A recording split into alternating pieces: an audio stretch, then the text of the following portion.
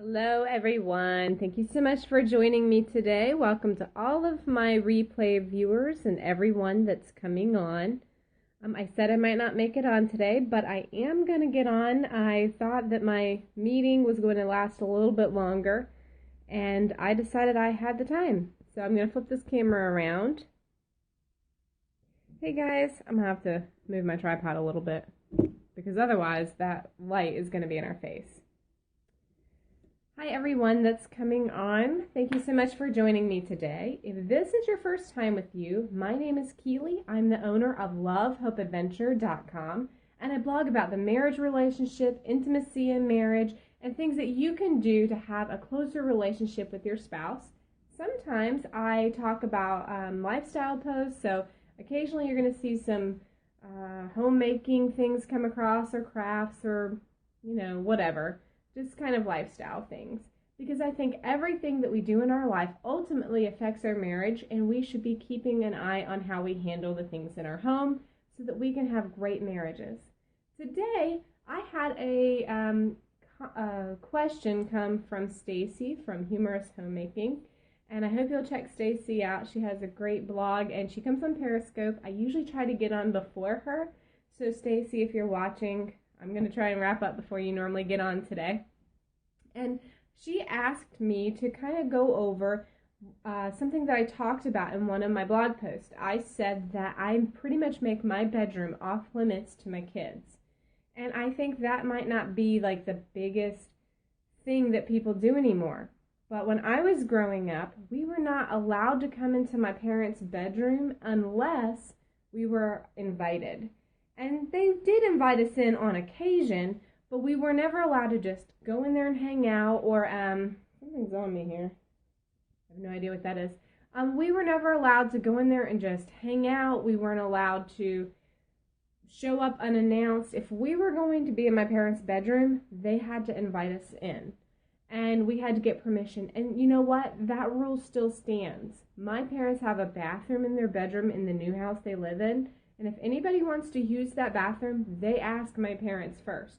We try not to ever have to go into it or go in there, but sometimes we have to, and we all ask. It's all the grandkids. There are 15 grandchildren. Everybody who wants to go in my parents' room has to ask.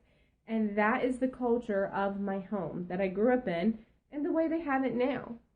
As far as in my house, we have implemented those same things. Unless my children are given permission, they don't come into my bedroom. There's not a whole lot of reason for them to come in here. Sometimes there are some things that they do want to come in for. I have an office that is attached to my bedroom, and the only way to get into this office is to come into the room. Sometimes my kids need computer paper or something from the office, but I've tried really hard not to store anything in here that causes them to come in on a regular basis. For a little while, I had games in that office, and they would come in to get the games and leave my room a wreck. It was very frustrating to me.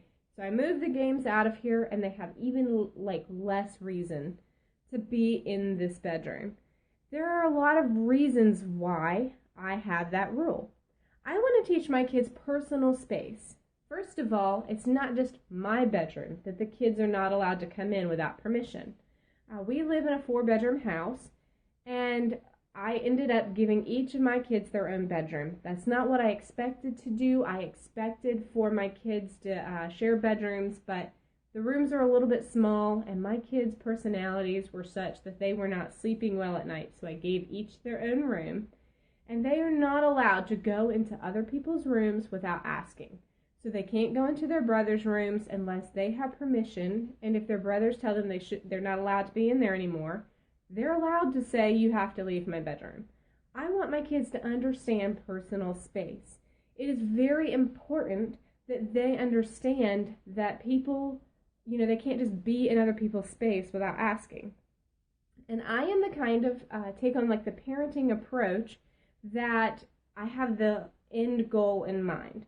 So when I am parenting my kids, I do the best I can at teaching them where I want them to be eventually. So I try really hard to not allow behaviors that I want to break later on.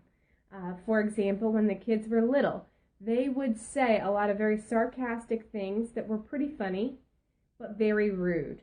And, you know, kind of hiding, laughing. I would sneak away and sort of laugh about it later, but I wouldn't say it was okay for them to do it, because while it was cute at 3, it wasn't going to be cute at 15. It's not even cute, and my oldest is 10. So I have this idea that you should be teaching long-term as much as possible. For us, we decided that even when they were very little, that we would teach them from the start to always knock on our door and to never enter our room without asking permission. Now, did they come in without permission sometimes? Yes. My 4-year-old, he has come in and gotten into Vaseline that I keep on my side of the bed. I use Vaseline, always have, as like a lip balm or to help my nose, and I have lots of issues with this in the winter, so I keep Vaseline next to my side of the bed in the winter.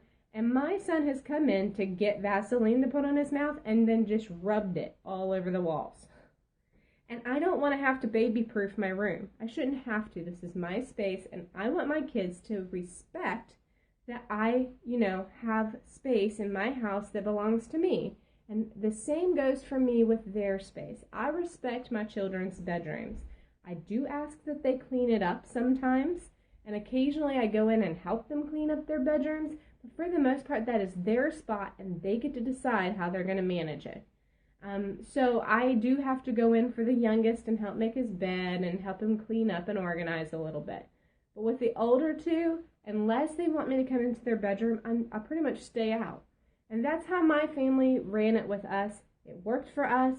So my mom and dad, there were things that weren't allowed in our house.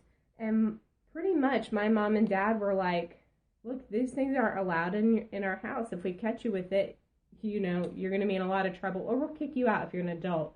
But they weren't going to go rummage through our bedroom. My parents gave us our space, and to a degree, they just allowed us to, if we're going to hide it from them. My mom said, ultimately, you're responsible to God anyway. Ultimately, you're going to answer to Him for this. So if I never find out about it, you're still guilty of doing it, and God will deal with you on that. You're still accountable to Him. And that's how my parents ran it for us. So this is how we handle it in our home.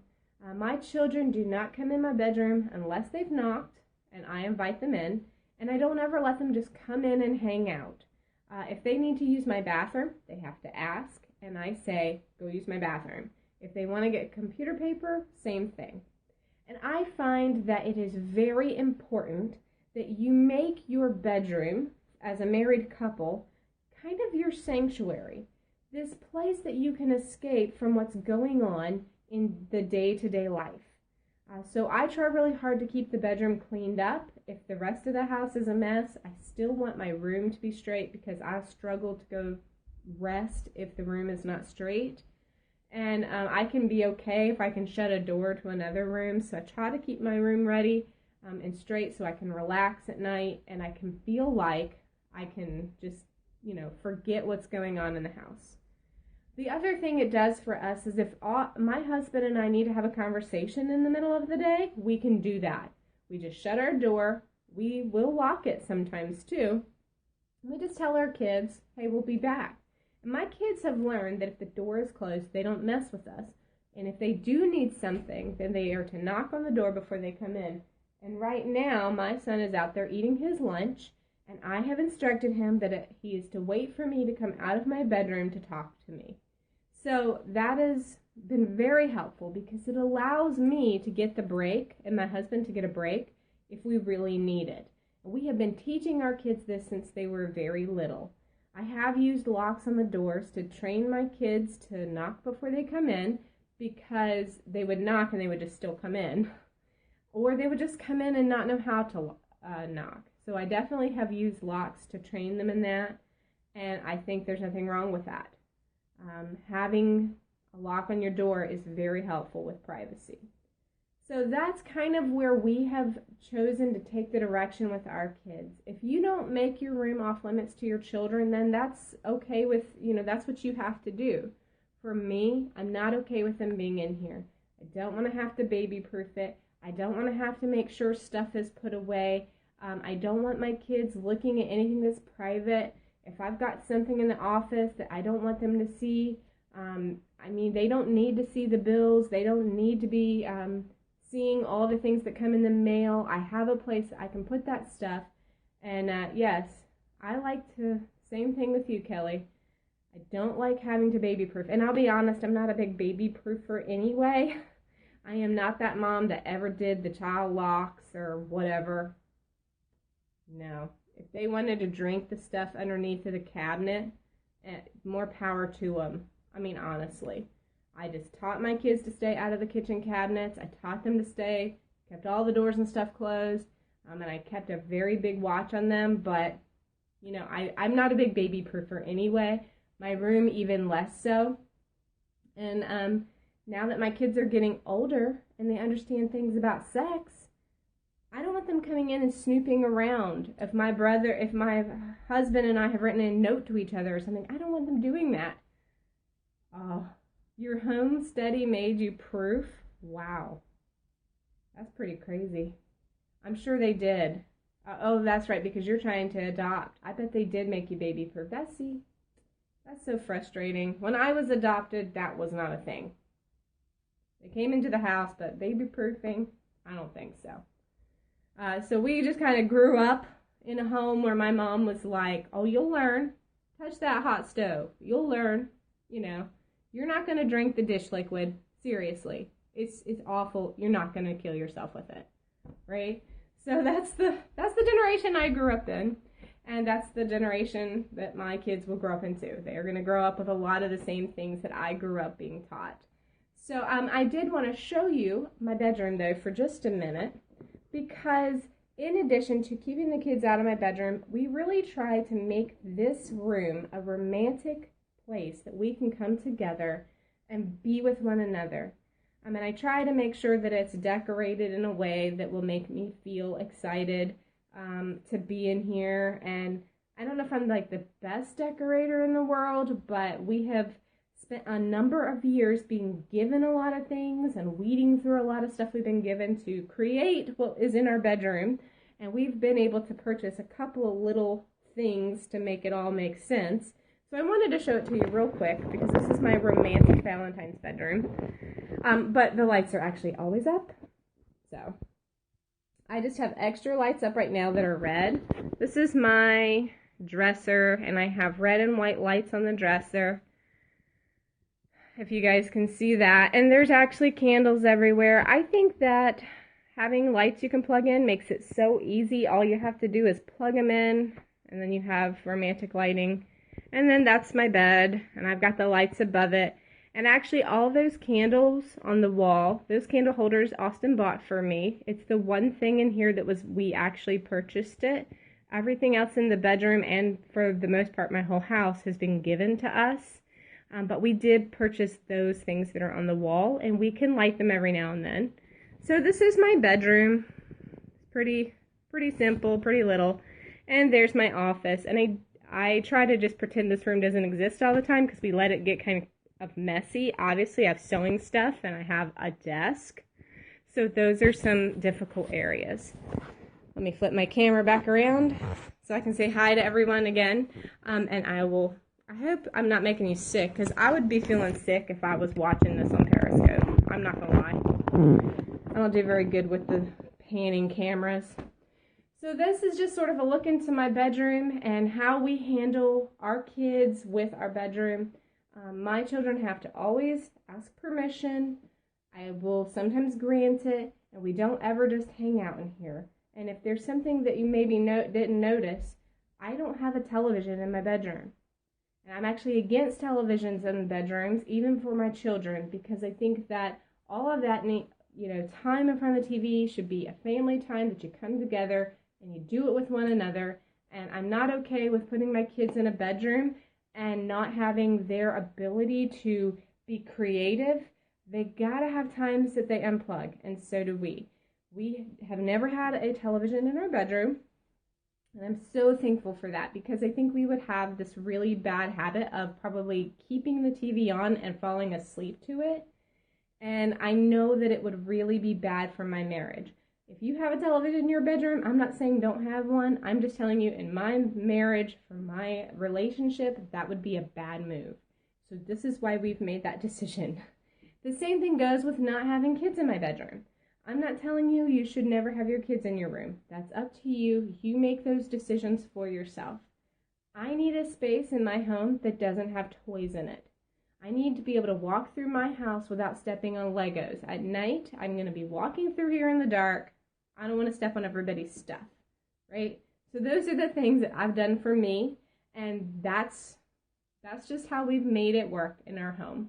If you allow your children to come into your bedroom and you're all of a sudden going, okay, this isn't working because they're getting too old and, hey, we want to have sex every once in a while without getting interrupted, then you are going to have, some things you have to change. And I suggest starting with a door lock. And just let everyone know the rules of the house. And it's going to take time, and you're going to have some fighting, but eventually you'll get there.